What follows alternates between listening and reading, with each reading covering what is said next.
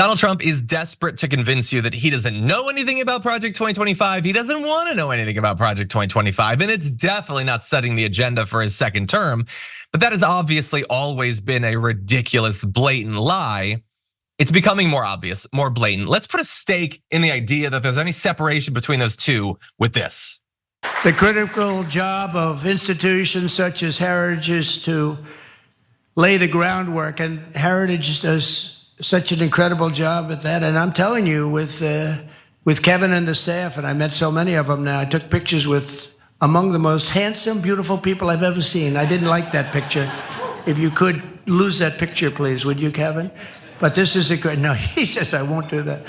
But this is a great group, and they're gonna lay the groundwork and detail plans for exactly what our movement will do and what your movement will do when the American people give us a colossal mandate to save America. And that's coming, that's coming.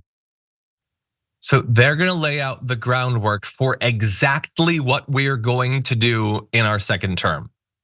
I don't know, other than like him humping a printed out copy of Project 2025, I don't know how he shows more affection for it than he did in that video right there. He's talking about Kevin Roberts, he's talking about the Heritage guy who is the Project 2025 guy, and he's talking about how they're awesome, also they're hot.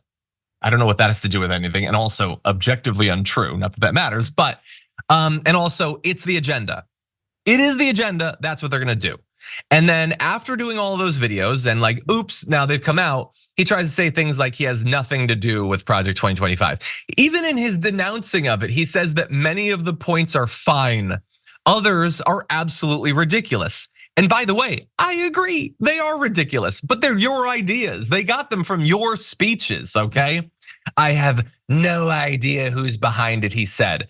What are you talking about? You just said that you had a stiffy for the dude in that video. You do know who's behind it, okay? And by the way, he's flown on private jets with the guys. Take a look at this photo. Kamala HQ put it out on Threads. He's hanging out with the dude, okay? Again, we'll lay the groundwork and detail plans for exactly what our movement will do. He took a 45-minute flight with Trump and Roberts from Palm Beach, Florida to the Heritage Foundation conference where he delivered that keynote address. So he had a private jet flight with this guy and came out of it thinking two things. One, I love this guy's ideas. That's what my second term is. And two, this dude is fine.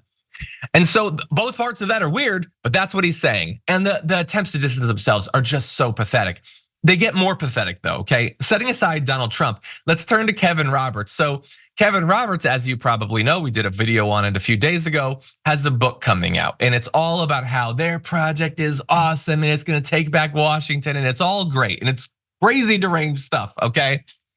But it makes him look really bad. That's the book, by the way, that JD Vance wrote the foreword for. Well, you might be thinking like, oh God, when that book comes out, that's gonna really hurt them. Well, if you're thinking that, you know who else was thinking that? Kevin Roberts, because now it ain't coming out before the election. They decided to wait. So Dawn's Early Light had been scheduled to be published September 24th, but following the public uproar over the project, he said in a statement that he will postpone the book until after Election Day. By the way, they set those dates so far in advance. It was supposed to come out in like 6 weeks. Do you know how desperate you need to be? He was hoping to make bank off of that thing. There were gonna be think tanks buying it by the tens of thousands. There are gonna be a whole bunch of right wingers buying it and then not reading a single word. And now he can't because it would hurt them. And here's his defense of delaying it. He said, there's a time for writing, reading, and book tours, and a time to put down the books and go fight like hell to take back our country. What are you talking about? You're a think tank, dude.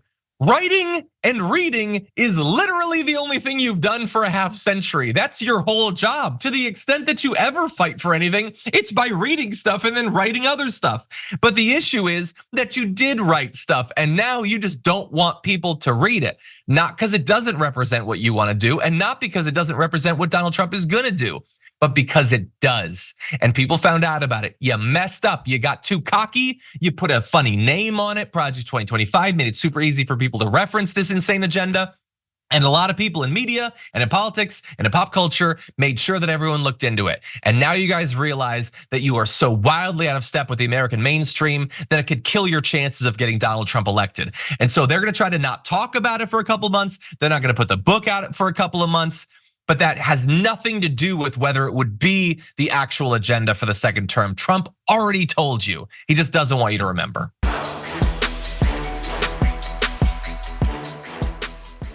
When you click the join button and become a tier 2 member, you get access to all of our weekly top 10 lists. What are you waiting for?